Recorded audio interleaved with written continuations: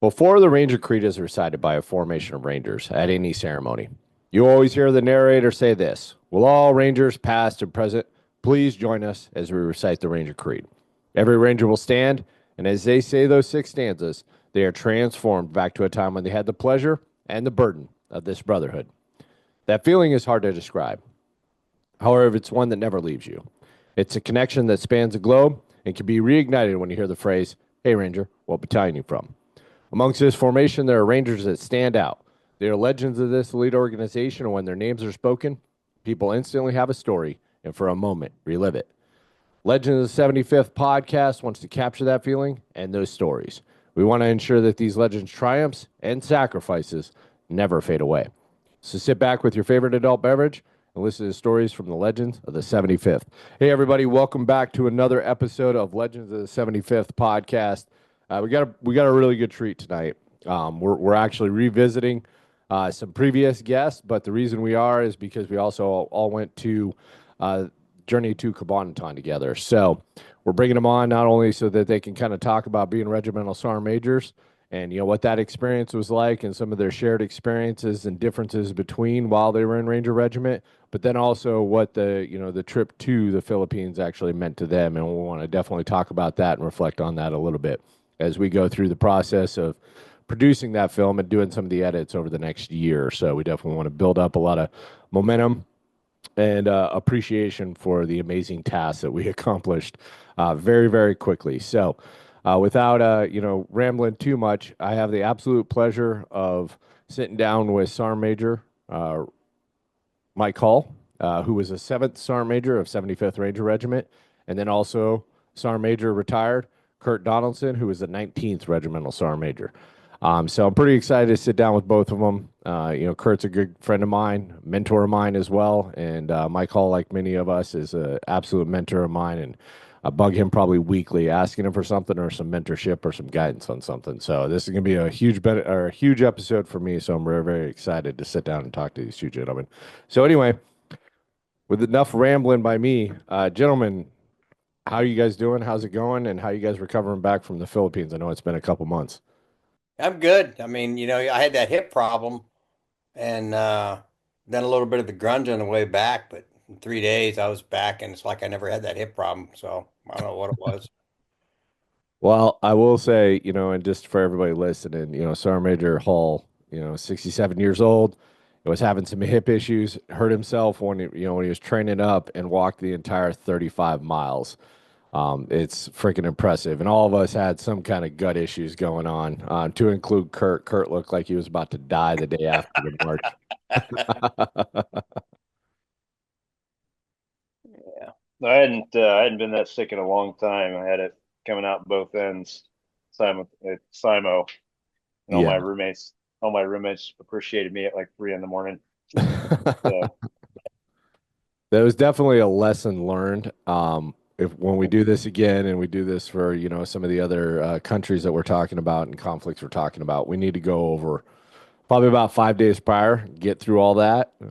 Because, the second day, we're starting to step off and do stuff. And yeah, we had a lot of upset tummies and down for the count Rangers as we started to try to kind of step off. well, sorry about that, man. I just had my dog. He got into a fight with a cat or something. Has torn up ear, and he came by shaking his head, and I got blood all over me right now, and I'm just trying to figure it out. But yeah, Cabanatuan was great, man. I went from minus 14 Fahrenheit to, was it like 92 that the second day we walked, or the first Yeah, I day? think 90, so. 92. So whatever the public math is on that, 100 plus degree temperature change. And I had Pippin putting rocks in my stuff, I forgot about that. making my life harder as we're, but yeah, I had, if you're listening to this and you have an opportunity, I would highly recommend bolting onto a vet trip, whether that's in the regiment, whatever your old unit used to be, or just a local VFW Legion kind of trip somewhere, because it's breaking bread with some old teammates, man. There's not much better than that.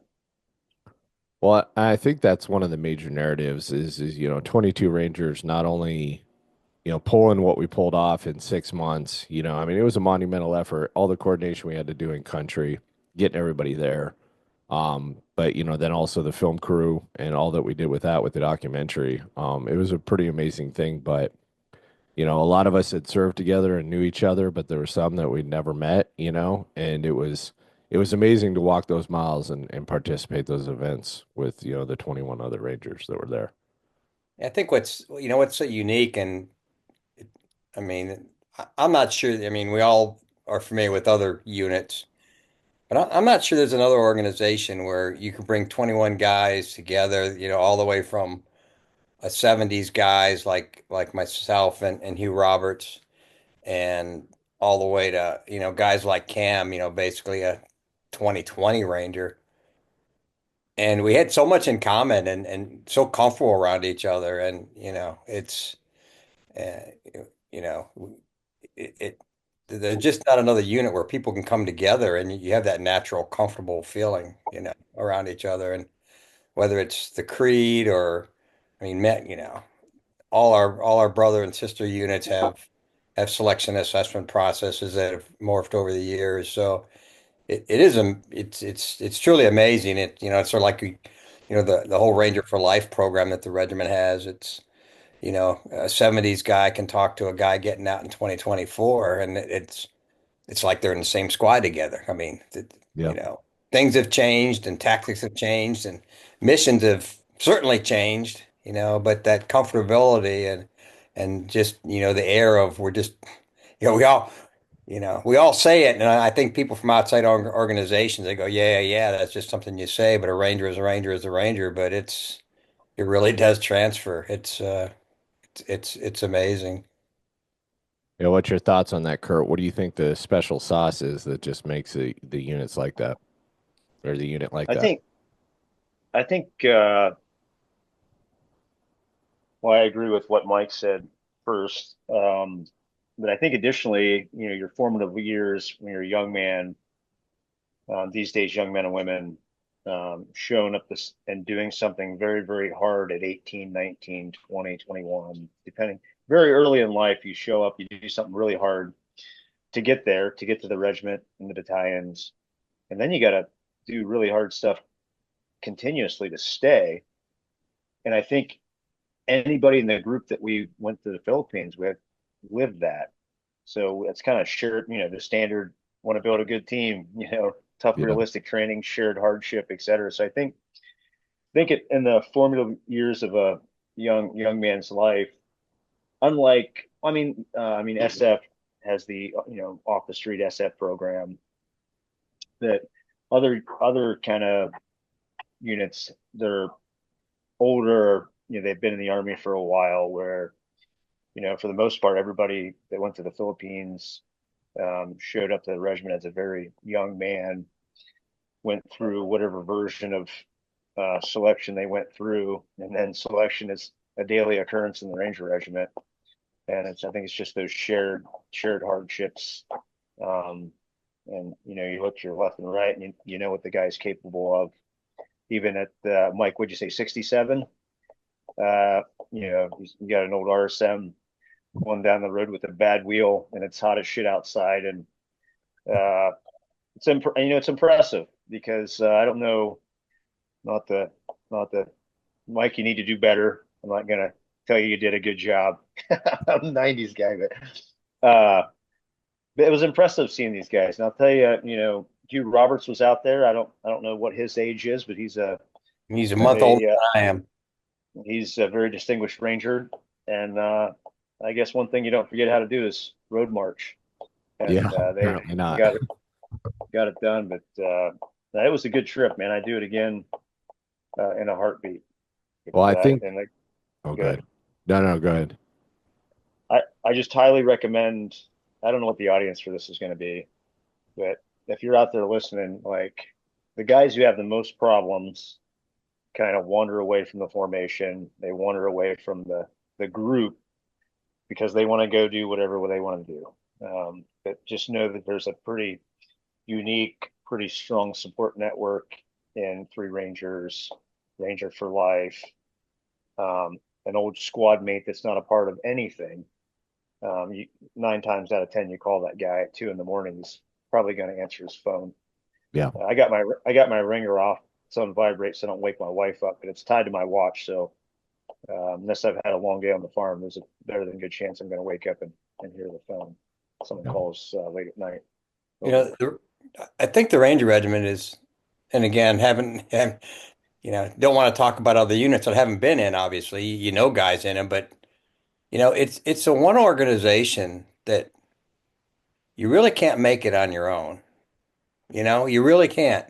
It don't matter how good you are, you really can't make it on your own. If you're a me guy, I mean, you'll last for a while, and or if you're a me guy as an officer, yeah, you could survive your lieutenant time and probably your captain time, but it's gonna catch up to you. If you're an NCO and you're a me guy, it's gonna catch up to you, and you'll self-select out.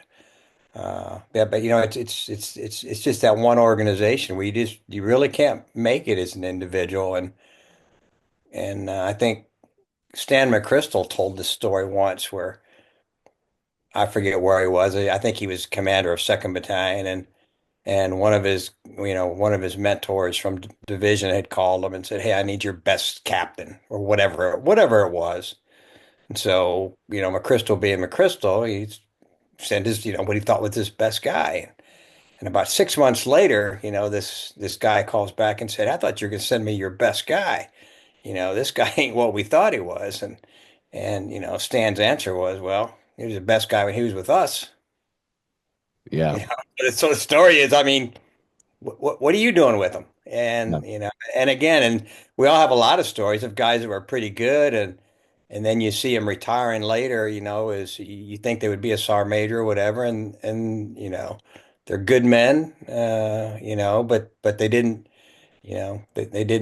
They didn't continue going up there because the environment just wasn't the same, and he just didn't have that same motivation to keep them going. They're the same person. If you brought them back, they would have been just as good as better, but they go to another organization and they just, for whatever reason, they didn't have that same motivation around you or to people motivate you, and they just didn't. They weren't as good as they could have been. They didn't reach their potential, however you want to say it. Yeah.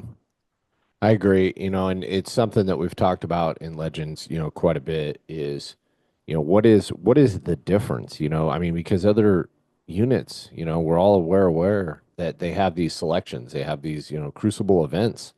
What makes it so unique, in Ranger Regiment? And I don't know, I'd love to hear your guys' thoughts on kind of the way I've explained it is, when you talk about RASP, you talk about, RIP, when we went through, yes, there's individual assessment. You're the one that has to take the PT test and pass the 5 mile, the ruck. You got to do that stuff. But you're peered. There's a lot of team events. There's a lot of, hey, you gotta finish things together. It's you getting the mass punishment things that happen because of the ranger that did X or Y or whatever happened, and then the same in Ranger School. And I know that's not ran by the 75th, but still at the same time, Ranger School, you can get peered. Your ability to operate in a team. And, it's very much the same too when you get into Ranger Regiment. It's constantly about the team. It's not about you. You can be the most talented individual in the world, but you're part of a team. So it's about your place and how you motivate, you inspire, and you work with your team. And it's just this constant thing that it's not about you as an individual. It's literally, bred into you from the moment, you walk through that brown fence, and it never lets up. And then when you're in regiment, to your point, Sergeant Major Hall, is, what I've seen, is there's talent all across the Army and other departments and branches and everything else. But a lot of times you have to hunt for it. And the Ranger Regiment, it's just full of talented individuals, but they don't think, a lot of them, most of them, don't think they're talented individuals. In fact, they're hyperly critical of themselves, and they're constantly thinking that they need to elevate their game because they don't want to let the team down. And they also know that, if they don't perform at whatever level, especially as a leader, there's the next guy that's in that team or in that squad or in that platoon that's ready and chomping at the bit to take that job. So it just constantly pushes you and strives and make you be a better version of yourself every single day. Mike, I Yeah. think you stand in front of these guys, and whatever, you stand in front of your fire team or squad or platoon or whatever. But it doesn't take, if you're an aware person, if you last any length of time in the regiment, you're a very aware person. If you're unaware, not if you have no self awareness, you're not going to go that far. Um, you look in these guys' eyes, and they're bright, they're crystal clear, they're switched on, and when you stand in front of them and talk to them, you're not going to bullshit them. Yeah. And when you go out and do a training event with them, whether you're the RSM or a staff sergeant, you better perform. And I think honestly, the performance anxiety is a pretty good thing in my mind. You don't want it to be so overwhelming that you can't perform and it's kind of you stall out or you freeze or whatever. But having a little bit of, not I help coach wrestling up here in Titusville, but talk to the young guys. A little bit of butterflies never hurt anybody. Now it can't be performance. Can't hurt your performance, but if you walk out there cold and you don't have a sweat going and you're not switched on, I don't care what business you're in. Wrestling's a combat sport, but a little bit of performance anxiety, and that's based on your surroundings. So, I think it was Joe Ewers. He's out at JBLM now. He's brigadier general. I'm Yep. pretty sure it was Joe. Joe used to say, a rising tide raises all ships, meaning, you kind of are who your friends are, that your parents told you that. You kind of are who your unit is. And if I had a nickel for every time someone told me, both in service and out of service, hey, this isn't the Ranger Regiment. Oh, yes. And my favorite response is, it could be. Be. It could be if we just, I don't know, instilled some standards around here and held Enforce people the accountable. Yep. And force it. I mean, it could be, because if you look at the regimental standards, they're attainable. If Yep. you have any ounce of athletic ability in your body, they're attainable through some little bit of hard work and dedication. But everyone's favorite thing to say, and we shouldn't tear other people down to build up the regiment. That's not a good thing to do. But they're kind of a favorite saying that. Well, the second favorite thing is like, hey, I knew a guy in regiment and he was terrible. I knew this guy, but he sucked. And they go out of their way to tell you that, and you're like, oh yeah, I know that guy. He totally sucks. That's why he's not there anymore. Yeah. But yeah, I think I mean, it's pretty easy. If people make leadership and stuff like that hard. But if you have a set of standards and norms, written and unwritten, of behavior that's acceptable and unacceptable, and as a leader, you hold yourself and others accountable to that same standard. And every instance is not the same, but it's comparable as long as you're consistent. As long as you're consistent as a leader, in my opinion, it's not super hard. Is it a lot of work? Yeah. Is it long hours? Absolutely. But the way units and stuff get jammed up, again, opinion here is, you start treating people different because of whatever. We love to bin people in different bins these days. That makes life hard because everyone sees that. Yeah. The RCO has some transgression and gets a slap on the wrist or whatever. That Private Snuffy down in 3rd Battalion does the exact same thing and gets, not that the RCOs are out doing anything bad, but it's just an example. But the RSM does something, some staff sergeant down in C375 does the same thing. I get one punishment, he gets another. I should know way better than a staff sergeant. So stuff's not, fair and equitable that way. But you start doing that stuff, it gets off the rails pretty quick. Over. Yeah.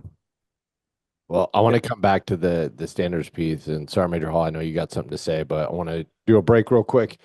Hey, everybody, thank you for tuning in. If you want to hear the rest of the episode, make sure to tune in and become an exclusive member.